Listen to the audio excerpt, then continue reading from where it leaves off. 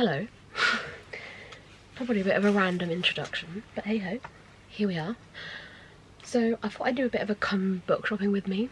As you have seen, I spent the last 2 days in Southampton with my mum.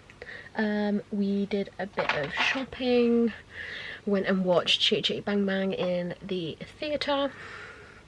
It was really nice. I'm home now, thank God.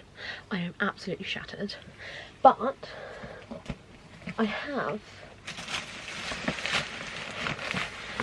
bought quite a few books. I've been on a book buying ban for about 2 months roughly, so I thought, treat yourself, do you know what I mean? Treat yourself. And I definitely did that. I bought probably one too many books, but all the ones I've bought are a vibe. I went to Southampton knowing I definitely wanted to buy 2 books, which those 2 books I did buy, and I also bought quite a few more. So the 2 stores I went to Forbidden Planet. The one in Southampton, by the way, is amazing. I really recommend it. It's very similar to London, where it's got kind of the upstairs and then the books are all downstairs. Let me just write that down. And I also went to Waterstones. There is an independent bookshop in Southampton called October Books, but unfortunately they were having renovations while I was there, so I unfortunately couldn't go and visit them. But to be honest, I did really enjoy my time in Southampton and I do plan on going back, so I probably will be back. Where do I start? Tell you what, I'll start with Forbidden Planet. 2 seconds. Okay, so I got 5 books from Forbidden Planet. The first one is Mina and the Cult by Amy McCall. I haven't actually read any of the books in this series yet, but I've just got a funny feeling I'm going to love them. And this is the 3rd book in the series, and I've seen Steph read this recently, this whole series recently, and she loved it. Also Claire, and also Lauren. I know she has read these and she loved them, and I just know that I will, so I bought it. I know nothing about it really, apart from it's like some sort of mystery thing, like a mystery Halloween-y vibe. So maybe I could read it for some Halloween, a vibe. But yeah, I just know that I'm gonna like this series, so I definitely just saw it and I thought, well, I know it's out, pick it up. The next one is Play of Shadows by Sebastian G. Castell. I am currently, so I believe it, right, how do I explain? So you have the Greatcoats, which currently I'm on book 4, which is the final book in the Greatcoat series. You then have Crucible of Chaos, which I own in hardback, and then this comes after Crucible of Chaos, Play of Shadows. So I saw it and I was like, a vibe. It's also signed, and also comes with this really cool bookmark, which has got like a quote on this side, and it's got like a mask charm on the end, if it will focus on it. I don't know if it will.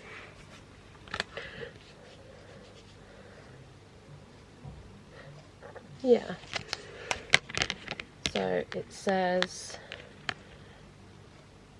Play of Shadows on that side, and then there's like a quote from what I'm believing is from the book on that side, which is quite cool. And then yes, also it's signed by Sebastian G. Castell. Where though? Oh, there. So I couldn't say no. And also, funnily enough, the people in there were telling me Sebastian is there in Southampton, Forbidden Planet, in about 2 weeks time, doing a signing. So if you are in the Southampton area and you are you're really into Sebastian's writing, go meet him, because I tell you what, if I lived closer I would. But yeah, I believe he's coming down for Comic-Con and just doing a few like Forbidden Planets around while he's in the country. And yeah, Southampton Forbidden Planet is one of them, so really excited to get to this one. I do believe it follows a greatcoat, but just not in the same way we're used to with the Greatcoats series, but I could be very wrong there. And then the other three I'm going to show you together. The other three are books 2, 3 and 4 of the Bone Season series, with their new covers. So if you didn't know, so the Bone Season by Samantha Shannon recently had its 10th anniversary, and in doing this, Samantha Shannon has ever so slightly rewritten each of the Bone Season books, and also given them stunning new covers. And I'm actually currently reading the Bone Season for the first time and I'm loving it, so I knew that I wanted these. So we have got the Mime Order, which is book 2, with these sprayed edges, and this edition is also signed by Samantha Shannon. My copy of the Bone Season hasn't got the sprayed edges, but it is signed. We then have the Song Rising, again really stunning sprayed edges, and is signed. Also, both the Song Rising and the Mask Falling comes with a little free bookmark which says "Welcome to Sion," I think that's how you say it, "No safer place," which is a quote from the series. So I absolutely love these editions, they are just stunning. And then we've also got the Mask Falling, which I think is the most up-to-date edition, most up-to-date book, and that she is writing a 5th book, so I just have to keep my eye out for that to get these editions. But yeah, I was well happy because I thought, well, I'm reading it at the moment and I'm enjoying it, so why not just get the full set? Classic Kim way of doing things, that. There you go. And then that was everything I got from Forbidden Planet. And then Waterstones. Look at this bag. Reading is cheaper than therapy. And do you know what? You're not wrong. I've had therapy in the last year, and I'm telling you now, it's expensive. So I got quite a few books from here. I think I got 4. Did I get 4? No, I did get 5. And I will go through those in just one second. Okay. Yes, so I've got quite a few books. Also, the Mime Order was one of the books I specifically wanted to get. And the other one I specifically wanted to get was this, which I don't know how to pronounce it. I'm not even going to try. But the reason I got this was because I think it was Sid. I saw she hauled this and she said the main reason she bought it was because it was blurbed by John Gwynne, and I was like, I love John Gwynne. So this is why I bought it. It just so happens the copy that was in that Waterstones was signed. I don't really know anything about this, but I'll read the synopsis. When the task is a killing, be quick and make sure of it. Torment is an indulgence, save it for only the most deserving. Mark Lawrence has also blurbed it. So it says, that begins a ruthless and gripping new fantasy epic. Oh yeah, I don't really know anything about it. There isn't really... Oh, here we go. The animal reared in instinctive alarm, raising me the additional foot I required to sink my knife into the soldier's throat before he could fully draw his sword. I was proud of the thrust. it being something I've practiced as much as my witless expression, the blade open in the required veins at the first slice. I kept hold of the horse's reins as my feet met the ground, the beast threatening to tip me over with all its wheeling about. Watching the soldier tumble to the road and gurgle out of his last few breaths, I felt a pang of regret for the briefness of its end. Surely his fellow, with his well-worn whip, has earned more of a prolonged passing in his time. However, my regret was muted as one of many lessons in outlaw craft drummed into me over the years came to mind. When the task is a killing, be quick and make sure of it. Torment is an indulgence, save it for only the most deserving. I have no idea what this is about still, but we own it.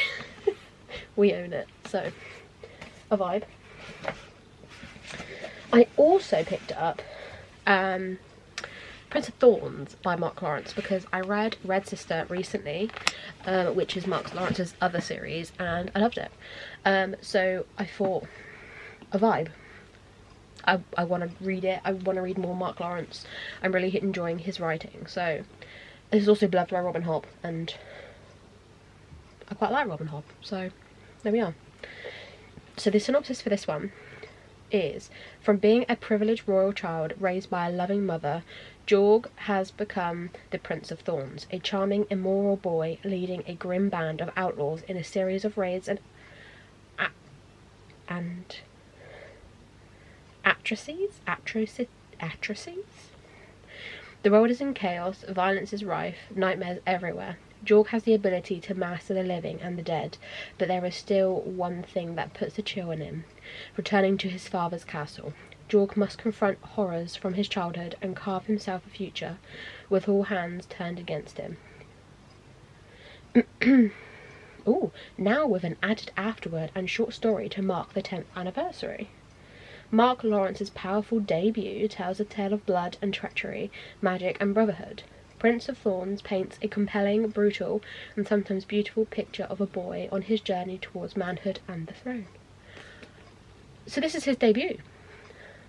Interesting. That makes me even more intrigued, to be fair. But also the cover is just stunning, so I'm really excited to read that one. Should we go for romance or mystery? Let's go romance. So I picked up Love at First Night by Megan Clawson. I discovered Megan on TikTok when she was talking about her first book, which...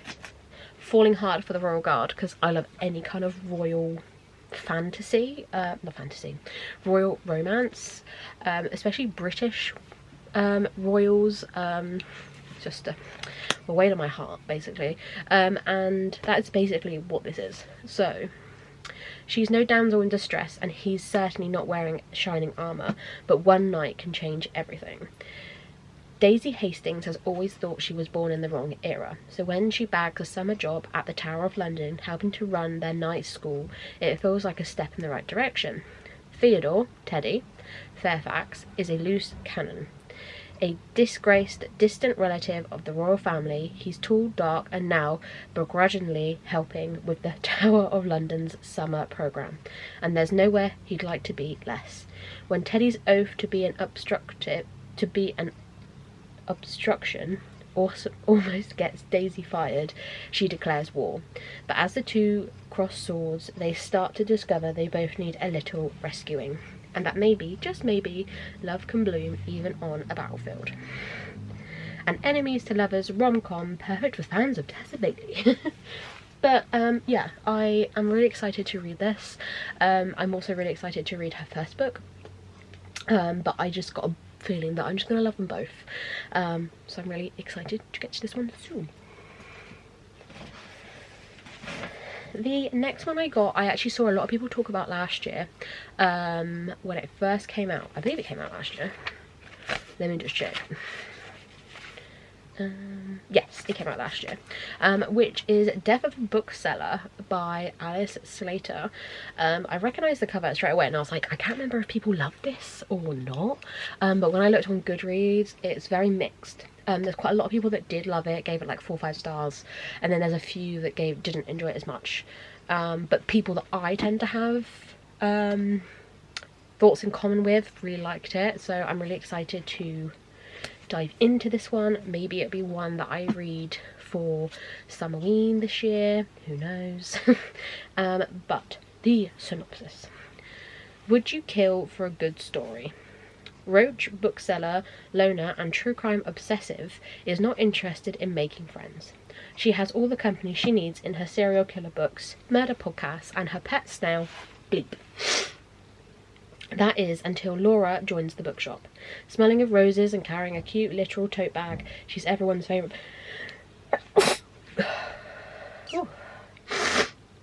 Carrying a cute literal tote bag, she's everyone's favourite bookseller. But beneath the shiny veneer, Roach senses a darkness within Laura. The same darkness Roach possesses. And as Roach's curiosity blooms into morbid obsession, it becomes clear that she is prepared to infiltrate Laura's life at any cost. But yeah, reading the kind of reviews, it was pretty well loved, so I am really excited to read this one. And the final book that I bought while in Southampton was Neona by N.D. Stevenson, which National Book Award finalist, and also a Netflix film, which I didn't know, but also is blurbed by Rainbow Rowell. And I love Rainbow Rowell, so a vibe. It is just a really cute graphic novel. I did see a lot of graphic novels that I would have picked up, but I've kind of just made note of them and like I'll come back to them because I don't want to buy too many books. I've already bought a lot, as you've seen. But so Neona is an impulsive young shapeshifter with a knack for villainy. Lord Bollister Blackheart is a villain with a vendetta. As psychic and supervillain, Neona and Lord Blackheart are about to wreak some serious havoc. Their mission? Prove to the kingdom that Sir Ambrose Golden Lion and his buddies are the Institute of Law Enforcement, are heroics, aren't the heroes everyone thinks they are. Nemesis, dragons, science, symbolism. All these are more awaits in the brilliant, submersive, sharply irrelevant. No. I can't put it. This. But yeah, I've seen this plastered everywhere. I've seen a lot of people enjoy it. I'm intrigued, to say the least. And the artwork looks really cute, to be fair. And also really easy to follow. So, there we go. But, yes. That is my come book shopping with me. That is my book haul. I hope you enjoyed. If you did enjoy the video, please give it a like. Subscribe if you are new. And if you make sure in the video, leave like the stack of books emoji to let me know you got to the end. And I'll see you all very soon for another video. Bye.